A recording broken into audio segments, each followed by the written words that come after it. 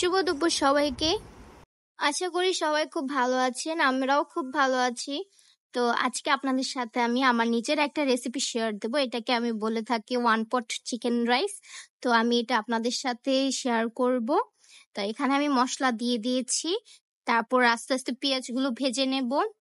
তো আপনাদের কাছে আমার একটাই অনুরোধ, আপনারা আমার ভিডিওটাকে একটু শেয়ার করবেন, একটু লাইক দিবেন, কমেন্ট করবেন একটা, অবশ্যই আমার সাথে একটু পাশে দাঁড়াবেন। আমার খুবই ছোট একটা পেজ, সো আপনারা সবাই আমাদের পাশে থাকবেন। আর এখানে আমি পেঁয়াজগুলো দিয়ে দিয়েছি, পেঁয়াজগুলো একটু ব্রাউন কালার হওয়া পর্যন্ত ভালোভাবে আমরা একটু ভেজে নেব।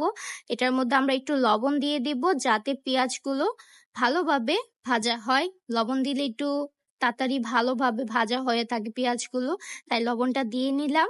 এখন আস্তে আস্তে আমি সব ভিডিও আপনাদের সাথে শেয়ার করব। এটার রেসিপি, আমাদের পাশেই থাকবেন। ধন্যবাদ সবাইকে।